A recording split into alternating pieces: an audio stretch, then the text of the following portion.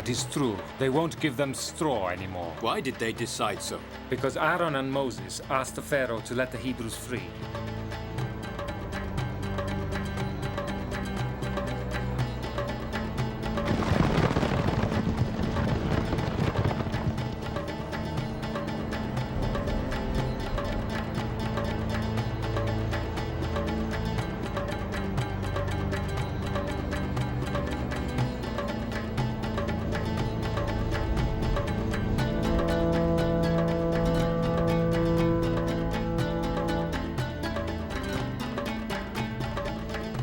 So, no straw anymore, and the Pharaoh wants the same amount of bricks. It's time for all of us to rise up. But Moses, we can't live this way anymore. They told us that we would be free and rich and that we would leave for the promised land. Instead, you made the Pharaoh angry with us, Aaron. What do you answer? If you speak this way, you don't belong to our people anymore. Your God is no longer Jehovah. Your God is the Pharaoh who holds our people prisoners and who ordered all our firstborn sons to be killed. I'm living the last days of my life, and I won't see what many of you who will survive will see. Don't let the Pharaoh's soldiers kill you. You must live, because the day will come when you'll be freed by the hand of the Lord. Go to your homes, call your wives, your daughters, and all those who have hands for labor. Go to the barns, to the fields, and to the shore of the Nile. Gather straw wherever you can find it. This way you'll live, and the day of salvation will come. The Hebrews, kept in slavery by the Egyptians for so many years, were forced to work night and day with no interruption, so they were exhausted and at the end of their strength. The daily amount of food they received was not enough to appease their hunger. The result of the hard work, of the deprivations and mistreatment, was that the number of surviving Hebrews reduced more and more. It was a very hard life, and the Hebrews grew increasingly desperate.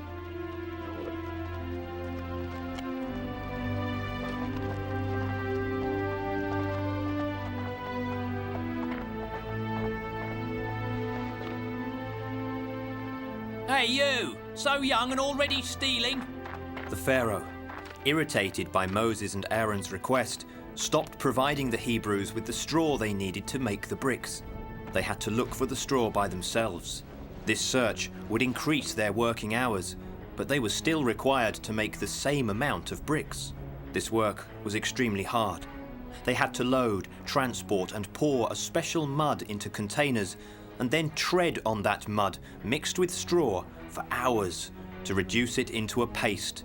Then they had to put that paste into wood mold and cook it in special kilns or let it dry under the sun until it hardened. It was exhausting work.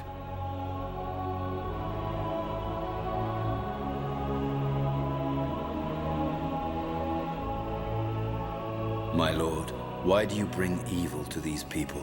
How could you doubt me? I am the Lord. I have heard the groaning of the children of Israel, and I have remembered my covenant. Therefore, I will deliver the children of Israel into the land I promised them. My lord, but the Pharaoh will not obey you. I will strike him with my great might. I am the Lord. As for you, go back to the Pharaoh with Aaron and ask him to let the children of Israel leave his kingdom.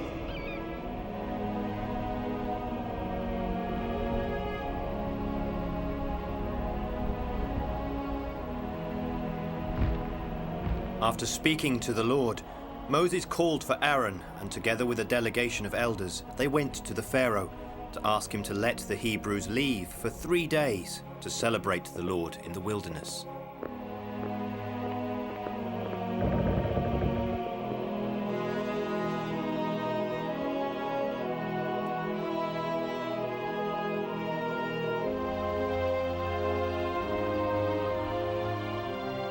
Why'd you divert people from work? Not only you failed producing what you had to, but you even want to stop your work to offer sacrifices to your God in the wilderness. You are mad. Leave and do what I ordered. Get out and work. You can't hold back the Hebrews any longer. Remember that you Hebrews are my slaves and that you must obey me, or else there will be trouble for you. Big trouble. Show him what our God is able to do. What a divine illusion! What magic is this? What is this sorcery all about? What are you trying to do? Do something, you magicians! Get rid of that snake immediately! Powerful Ammon, invisible creator of things. Ra, triumphant son of the midday. Thrice powerful god Throth, heart of Ra. Now, devour it now.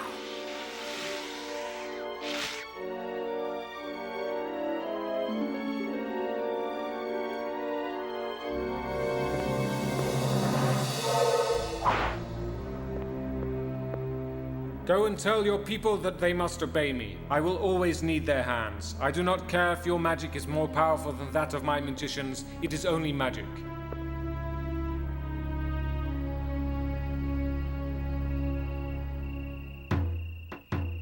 Time went relentlessly by, and the Pharaoh still insisted that his Hebrew slaves must work and could not leave Egypt. His heart was hard, and he did not want to understand the reasons why he should let them go. Then the Lord called for Moses again and told him, The Pharaoh is obstinate and refuses to let my people go. Go to him tomorrow morning and tell him he must let the Hebrews leave Egypt, as I need them in the wilderness.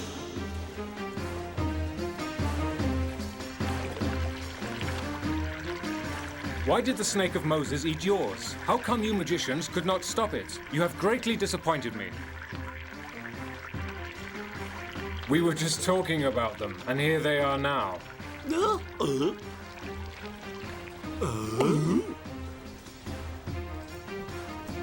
As for you two, I have to say that you are very stubborn. Absolutely stubborn. Since when and how long have your people been our guests in the land of Egypt? How long? For more than 100 years, Pharaoh. 100 years. And I tell you that they will spend many more years in this land. Hundreds of years. Now, have your say and then go, and leave me in peace. These are the orders of the God of Israel. Let my people go, so they may serve me in the wilderness.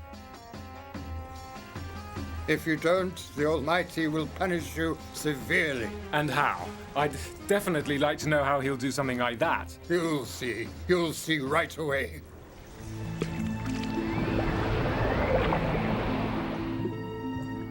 What's happening? What have you done? What have you done? Blood! It's all blood!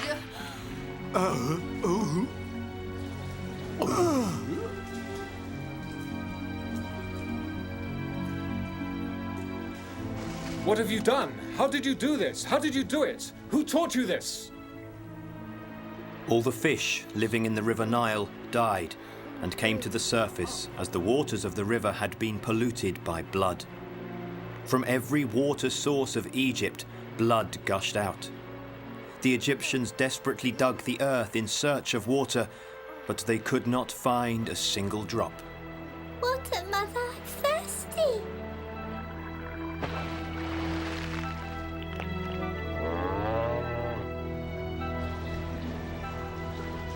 You have performed more wizardry. You are wizards. It is not your God who sends his prophets. You are magicians. Chase them out! After Moses dipped the staff of the Lord into the river Nile, it took 7 whole days for things to return to normal. But the heart of the Pharaoh wasn't yet touched by those fatal warnings. So the Lord called for Moses again and told him, If the Pharaoh still refuses to let you leave for the land I promised you, I'll hit the entire extent of his reign with the scourge of the frogs.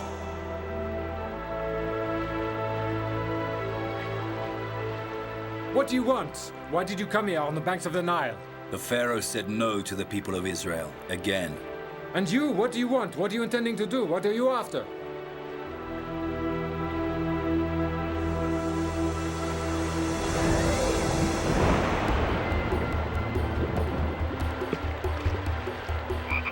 Hey, Get what's off! going Go on? What's away! all this? How did they do this wizardry? This is powerful magic! The river Nile swarmed with frogs that invaded everywhere and jumped everywhere. On people, on boats, meadows, fields. They went into people's houses and jumped on women, children, old people, and on animals. They were everywhere.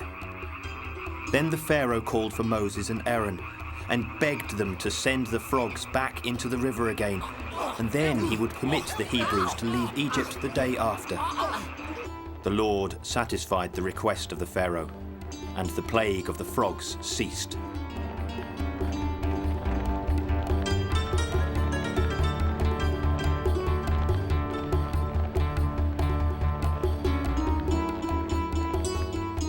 Men gathered the frogs into heaps and burned them in the public squares.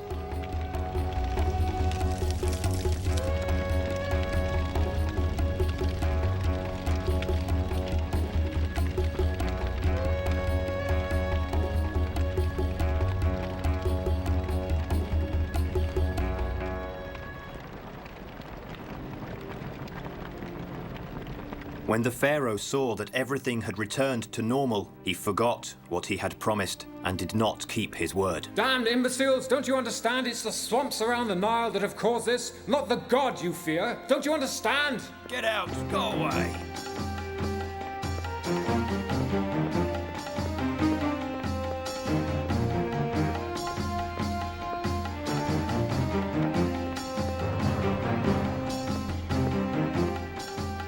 Then what did the Pharaoh say to you? He said no again, and he won't listen to reason. He is still stubbornly challenging the Almighty. What are we going to do? To leave? We'll have to wait for the Pharaoh to make up his mind. I don't think he ever will. His heart is made of stone. Then Moses took his staff and placed it in the earth. A huge cloud of dust appeared and transformed into an enormous swarm of mosquitoes that swarmed on the people and animals. Then the mosquitoes changed into a vast quantity of venomous flies, deadly because of their mortal poison. And they invaded everywhere. Huge swarms of venomous flies got into the Egyptians' houses, into the Pharaoh's palace, into the stables, and they swarmed on the livestock. It's incredible we can't do anything. We're powerless against venomous flies. The storm comes, strikes, and disperses. It's always been this way. All we have to do is wait for it to be over. You morons, you are incompetent. What kind of magicians are you? You are incapable of doing anything. Egypt was devastated by the venomous flies. Only the land of Goshen was safe from this plague. The Pharaoh sent his messengers to ask for Moses and Aaron again, and they came to his palace and waited. He had finally made a decision, but before announcing it, he wanted to see how Moses and Aaron would react. So he told them, I summoned you because I have finally understood. You are two powerful magicians, very powerful. How much money do you want to work for me? No, we're not magicians. Surrender to our God. No, I will never surrender to the God of the Hebrews, and he will never subdue me. Our God wants you to free the Hebrews. That will never happen. Tell your gods that I will never set them free. Understand? Never. The Almighty will see to it that you're convinced, Pharaoh.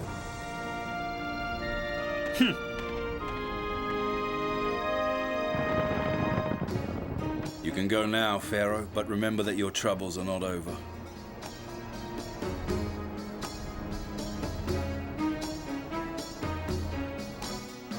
Mummy, look!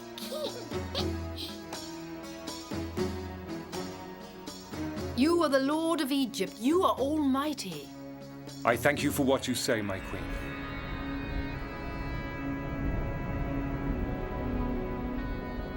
As the Pharaoh's attitude towards the Hebrews did not change, the Lord told Moses, Stretch your hand to heaven, and in the land of Egypt will be such a thick darkness that you'll be able to touch it. Moses stretched his hand to heaven, and for 3 days a thick and dense darkness wrapped around the entire land of Egypt. Nobody could move from the place they were, but even this warning did not convince the Pharaoh, and so once more the Lord spoke to Moses. Stretch your hand to heaven so that fire and hail will fall on all of Egypt. A rain of fire and hail fell from heaven and crashed with violence to the earth. And the hail was so strong that as it struck the land, it caused damage to people, animals, and crops. Only the land of Goshen, where the Hebrews lived, was safe from this plague.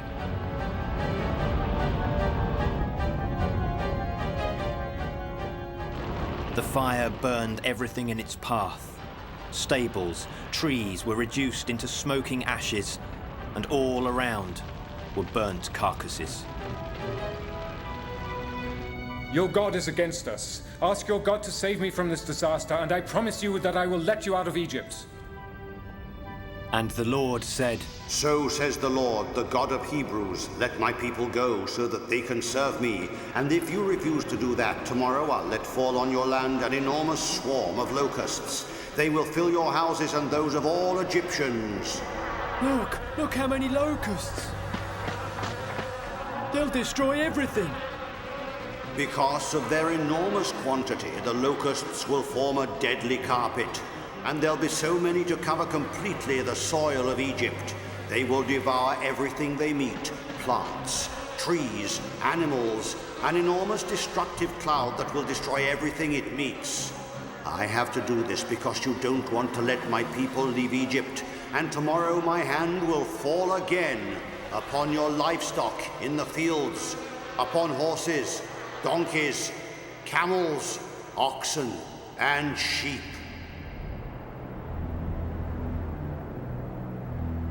The day after, the Pharaoh sent his faithful attendants to check whether what the Lord had said was true. And they told him that not even one animal of the Egyptian livestock had survived, while the livestock of the Israelis was safe and sound. Why did you call for us, Pharaoh? Maybe to tell us that we can finally leave Egypt? Stop, Moses. I am no more against you, but now ask your God to save me from this ruin. I have no livestock left. I will ask him, but you will let us leave so that we may serve our God. Yes, I will permit you that, but now ask your God to keep away this mortal plague from me and Egypt. So Moses lifted up his staff. Immediately, a strong wind blew up. It was a powerful west wind that dragged all the locusts into its vortex. It was an incredible show. The wind blew noisily, and its gusts mixed up with the chirruping of the insects. From the balcony of his palace, the astonished Pharaoh and his court watched as the locusts plunged into the Red Sea. In a short time, through the entire land of Egypt, not even one trace of a locust had been left. Moses and Aaron left the palace, hoping that the Pharaoh would now keep his word.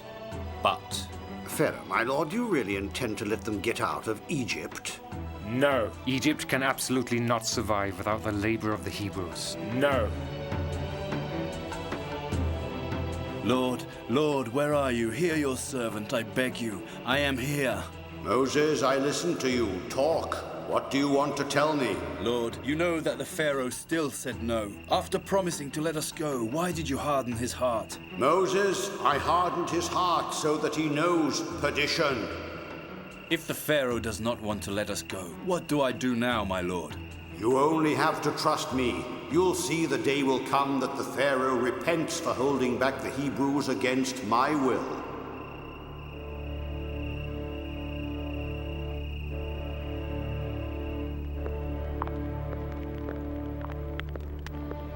Why didn't you let them go, my lord? You can't defeat a god. You can't.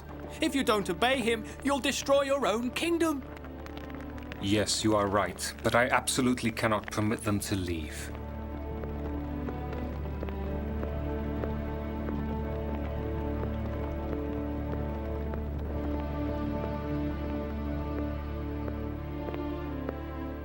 I see that you are ready and about to leave for the land promised by your God. I did warn you, Pharaoh, that we had to leave.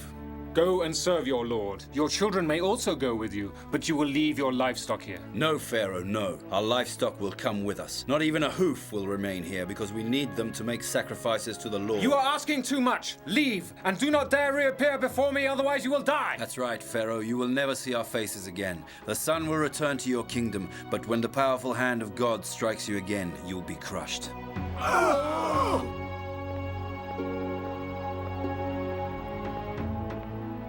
The Pharaoh could not resign himself to the departure of the Hebrews from Egypt, and he recalled the 10 plagues the Lord had sent him as warnings.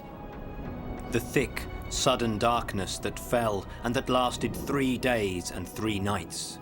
The rain of fire that burned everything in its path. The staff of Moses that became a huge snake that ate the 3 snakes the magicians conjured to fight it. The day in which all of Egypt's water turned to blood, polluting every spring and pool, and killing all the fish in the river Nile, so they floated to the surface. The day in which a huge plague of frogs hopped from the river Nile and jumped on the earth, invading all of Egypt's fields and houses. The enormous swarm of mosquitoes that buzzed hungrily on people and animals. The plague of venomous flies that swarmed into the Egyptians' houses, the pharaoh's palace and animals' stables, bringing with them death and destruction.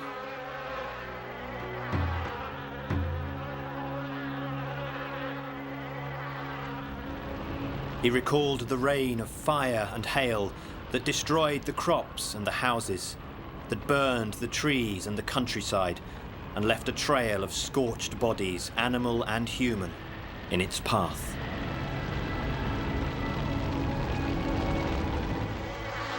The enormous, hungry swarm of locusts that rapidly destroyed and devoured everything in its path. Only Moses' intervention had saved Egypt from the insects. You are asking too much. Leave, and do not dare reappear before me, otherwise you will die. The Pharaoh mistreated me just as he mistreats the rest of your people. My lord, will you help me to deliver them from his hands? I am your God. I am that I am. With me by your side, you won't fear anything. May you be blessed, my lord. May you always be blessed.